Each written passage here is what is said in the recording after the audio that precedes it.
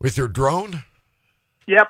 So that's, I used to do adjusting and these risk reviews. And basically what I do is I don't do the adjusting anymore, but I still work out of my home.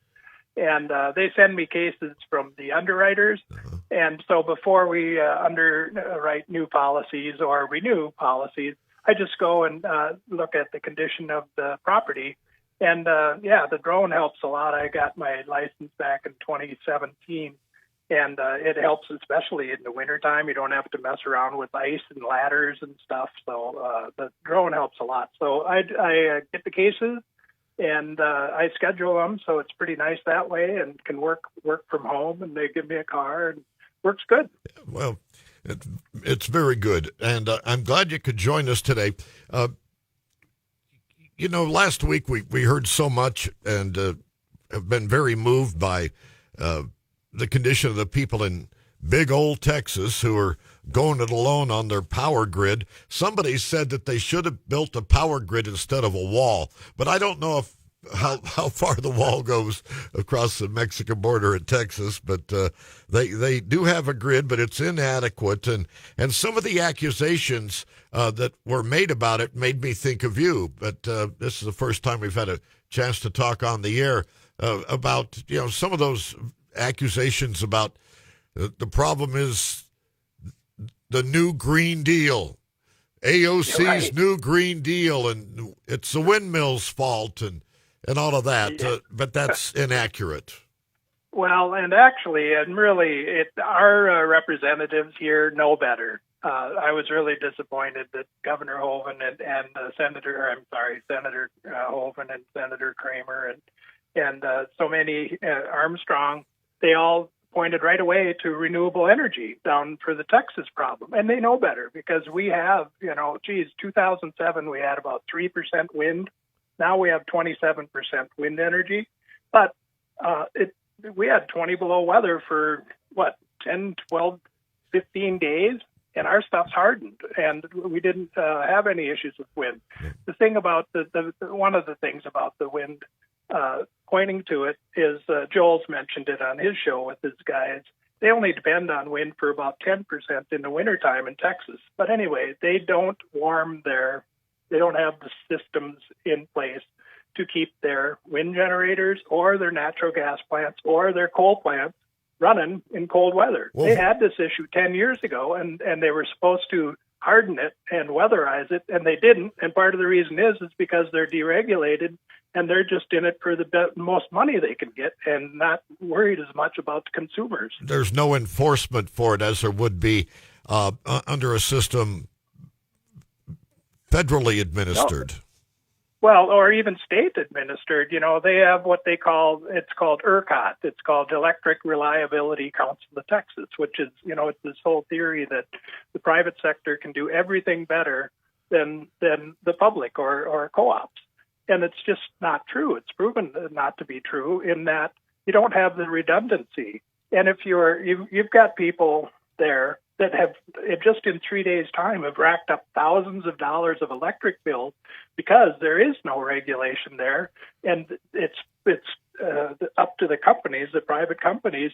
They have demand charges, and in North Dakota, the PSC, Public Service Commission, regulates that unless it's a co-op, and then the board of directors regulates that. But the co-op is our own people. We elect them, the people in that service district elect the board members, and if they don't like it, they get new electric board members, and they keep the rates low or steady. You can handle a higher rate as long as you know what it is, but if it goes from 5 cents a kilowatt to $10 a kilowatt, that's where you get racked up. Well, there was a guy who was a 62-year-old veteran in Texas who had to raid his savings account to pay his $16,752 electric bill, and he figured that was about 70 times what the normal payment was, and he said there's nothing he can do about it.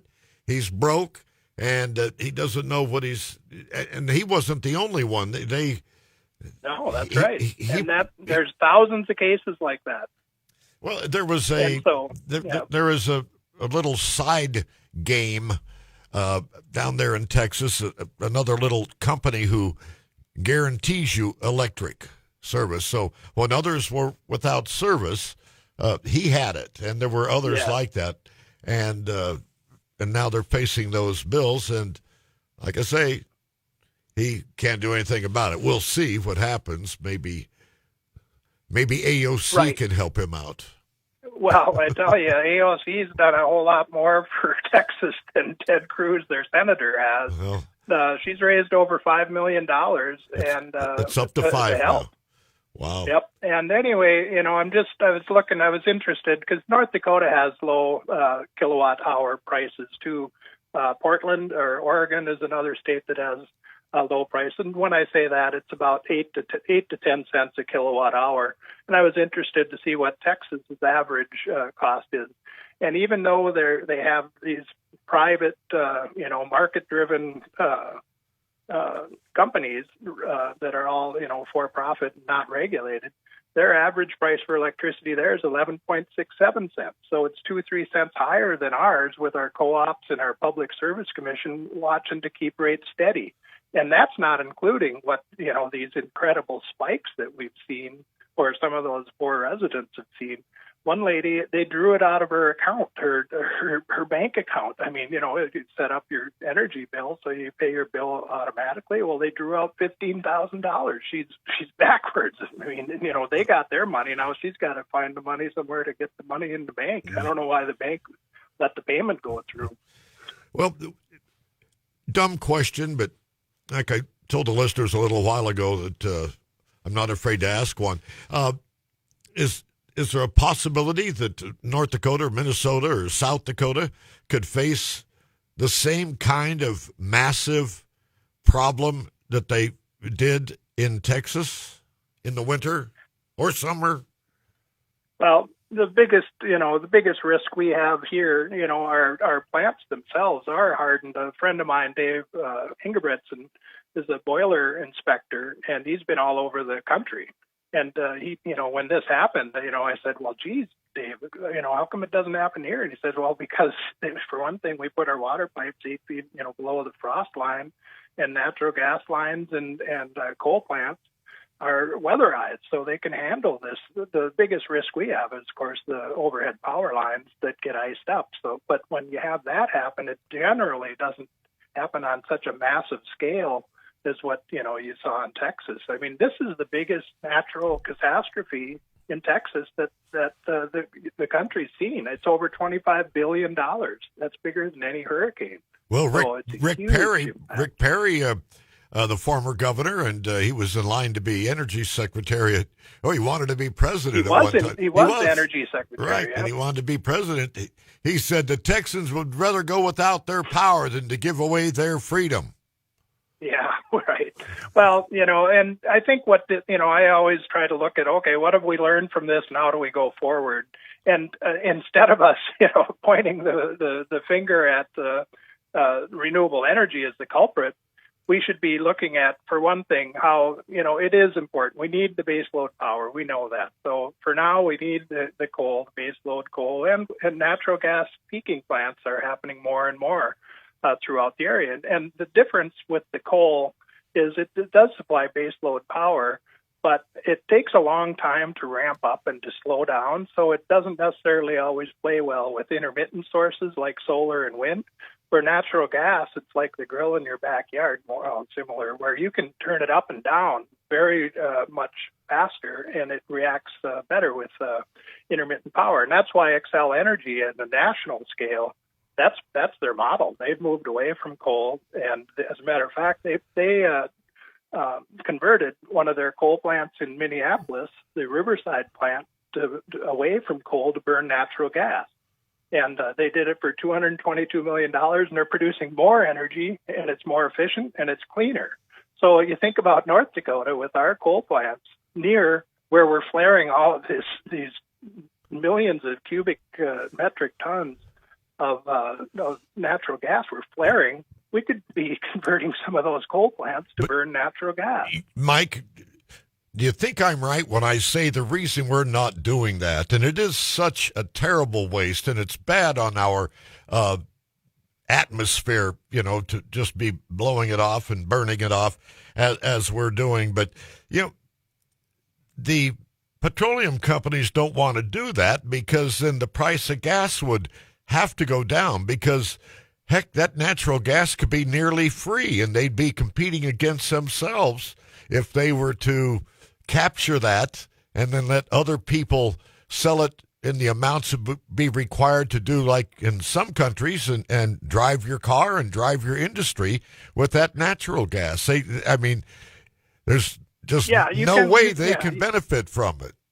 Well, actually, they can, I think, in that, for one thing, natural gas prices are not tied to oil production like liquid propane is. That propane will go up and down with the oil market prices, where natural gas doesn't. And so that it doesn't mean that it isn't, dynamic still. But historically, we're paying the same price for natural gas per decatherm, which is a million BTUs, as we were in 1919 when we had gas lamps on the streets. So that's pretty amazing. But to your point, oil. We're talking about natural gas primarily to electricity instead of coal. So the natural gas to fire electric generators is not, it actually enhances oil's value because whoever has those mineral rights not only generates revenue from the oil, but also from that valuable natural gas that's at a higher value than if you use it to heat your house. If you use it to generate electricity, it's like the landfill. We used to make about $50,000 a year selling natural or methane to Cargill, and they just heat it. Well, when we put in the methane generator, we started generating 6 times more, 350,000. So it adds value to the product when you use it for different sources. All right, they're telling me that we have to take a break. When we come back, can we talk about electrification and stuff like that? How we're doing as far as getting cars on the roads and all of that? Yep. Mike Williams is with us here on KFG. Give me a note. It's 4:22. Back for a few more minutes with Mike, and then we have our man who's back from his frolic with the Gray Wolves in Yellowstone. Stan Tequila's going to be with us this hour, too, on KFGO. Here's a radio. There's News Radio. The mighty 790, 104.7. KFGO. VDS Books is having a huge inventory reduction sale to make room for the new stuff. That means big savings for you. Up to 50% off all books through this Saturday, plus special savings on hardcover mysteries. BDS Books, 1200 First Avenue North in downtown Fargo. Open weekdays 10 a.m. to 6 p.m., Thursdays till 8, and Saturdays till 5. Other times, by accident. The more you buy, the bigger your discount. Up to 50% off now through Saturday at BDS Books. Hi, my name is Carlene Anderson. One of the advertising solutions many of my clients love is search engine marketing, also known as SEM, Google Pay-Per-Click, Paid Search, or Google AdWords. It's the new yellow pages for businesses and is essential for them to stand out among their competitors. What I love about SEM is that it works on all budgets. Any business can use it to promote their products or services. SEM creates results quickly because the people interacting are usually ready to make a purchase or sign up for a service. We can track phone calls made to my clients' businesses directly from the ads. They can verify it turned into a sale so they know that their investment is providing ROI. If you would like to hear more about SEM, go to advertisefargomoorhead.com. Give us your name, email, and phone number, and a real person will give you a call. After a short 20-minute conversation about your business, we will create a customized advertising plan just for you. Check us out at advertisefargomoorhead.com. At Smith Motors in Wapaton, love is still in the air. Great options for every budget and purpose. Get a 2016 Buick Encore Sport for $15,490 or a 2020 Chevy Impala now for $25,990. For winter driving, check out used pickups. A 2014 GMC K1500 for $27,990 or a 2016 Chevy K1500 4x4 for $35,990. Hurry into Smith Motors in Wapaton. Small town friendly, big town deals. Or visit them online at smithmotors.com.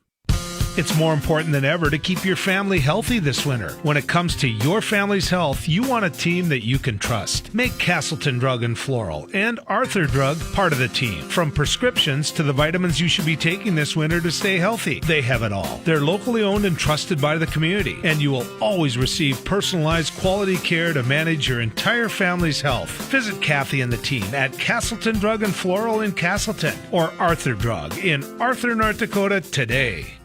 There's a better way to get the bathroom of your dreams, and that's with Bath Fitter. Give their Fargo showroom a call at 701-365-0068 to set up a free in-home consultation. You'll soon discover that Bath Fitter features seamless walls and a watertight fit, installation in as little as 1 day, and a lifetime warranty. The expert choice for bathtub and shower remodeling is Bath Fitter. Bathroom remodeling that will last a lifetime. Visit bathfitternd.com today. Hi, Jeff from A Cutting Edge, and it's that time of year. I brought back beautiful diamonds, some of the best the world has to offer. You need to stop by A Cutting Edge and see the difference. It's okay to shop around, but in the end, you need to stop at A Cutting Edge and don't cheat yourself. You need to see the best cut diamonds in the world, and you will be amazed at what the prices are. We have stones for everybody's budget. Come over to A Cutting Edge and see the best at 4507 33rd Avenue South right here in Fargo. Dust off those boots and give a cowboy nod for the start of the rodeo events as part of the 84th Annual North Dakota Winter Show in Valley City, March 10th through the 14th. It's 5 days of chaps and spurs in the ring, highlighting some of the state's finest cowgirls and cowboys and featuring the world's best riders. So get your tickets now. Wrangle in your buckaroos for rodeo action at the North Dakota Winter Show in Valley City, March 10th through the 14th. Tickets and a full schedule at NorthDakotaWintershow.com. Hee-hee! Back to The Drive with Dan Michaels on the Mighty 790 and 104.7 FM KFGO.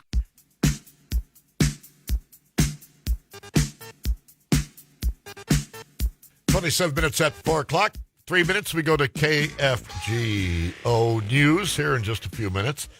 And I was going to say before we took a break that even if the petroleum industry doesn't have to produce gasoline to power vehicles, for instance, there's a lot of other junk they could make with petroleum. You know, there's always those plastics that are now invading the deepest spots on Earth and stuff like that. So we're fighting a lot of different battles just beyond keeping the lights on and the cars running with that one.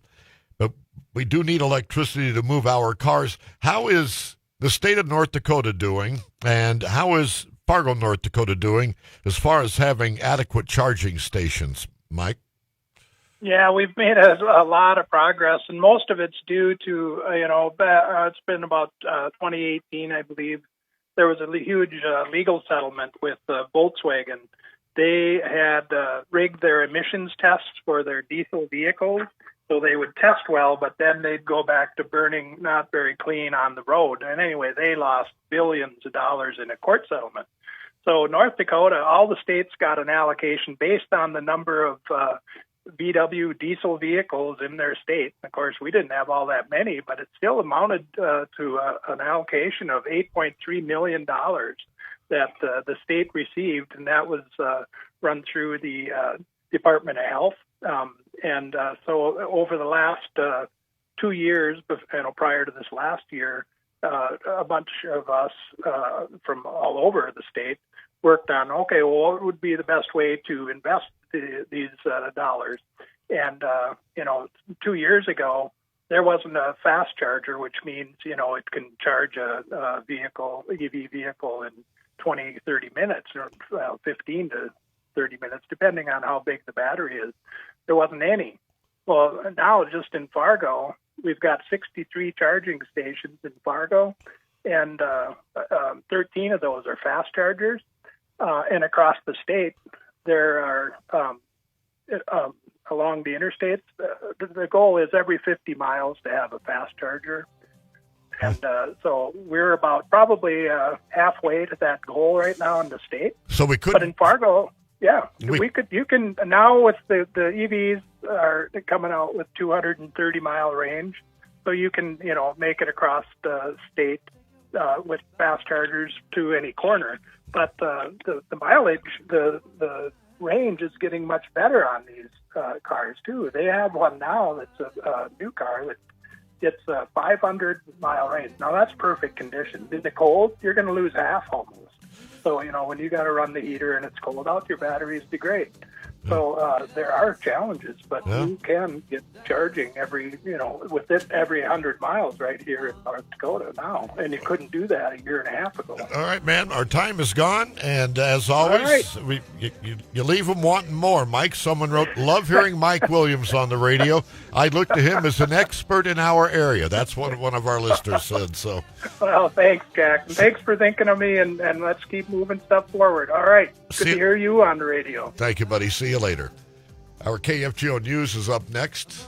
Brought to you by Line-X of Fargo for truck bed liners and accessories. Line-X, 1265 Main Avenue, West Fargo. The best local news coverage in the Dakotas and Minnesota. Powered by 100,000 watts on the FM dial.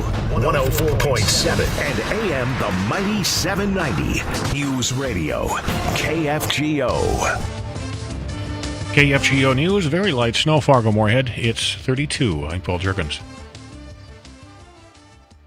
The chairman of Legalize ND says the group that has tried to legalize marijuana in North Dakota says he's now cautiously optimistic about legislation after the House approved adult recreational use of marijuana. However, David Owen says it's certainly not a done deal yet. The approach I've learned is to be pessimistic but also realistic. This is a bill that passed with 56 votes in the House. That's pretty good. Now, do I think it's going to get 30 votes in the Senate? No. But do I think it's got a chance? Yes. It's just the Senate is a little different, and the Senate tends to follow more the will of the committee, and that's where I'm really worried is how it's going to come out of that committee.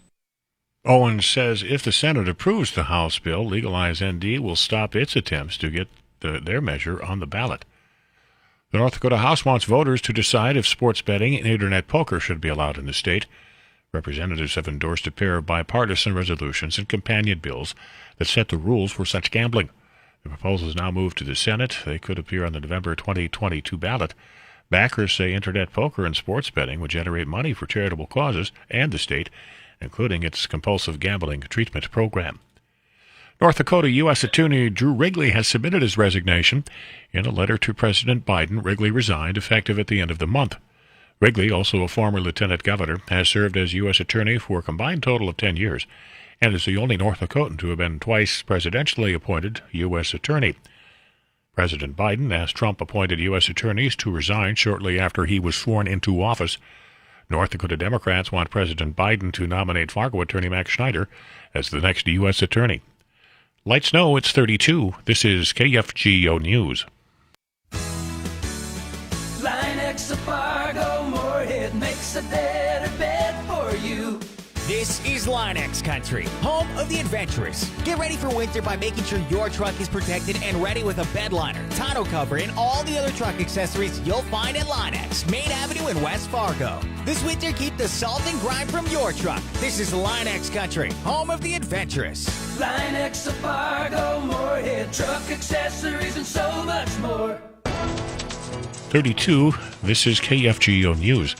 Two men from Wheaton, Minnesota are thankful that Chad Schmidt was fishing nearby when the pickup they were in sank close to an ice heave on Lake Traverse.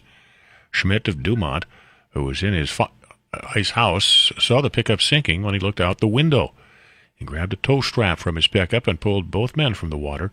Traverse County Sheriff Trevor Wright says one of the men told him that he was nearly exhausted when Schmidt pulled him to solid ice. Wright says the ice kept breaking as the men tried to get out of the water. 2 dogs were in the pickup and did not survive. A man wanted in a shooting in Fargo was arrested by the Metro Street Crimes Unit and U.S. Marshals last night in Fargo. 21-year-old Oliver Ty was wanted for attempted murder, reckless endangerment, and aggravated assault. He's a suspect in a shooting late last month outside the Arbors apartment complex on 23rd Street South. A Bismarck man accused of hitting another man with his car in a road rage case has been charged with attempted murder. Police say 41-year-old Raymond Moines struck a 33-year-old man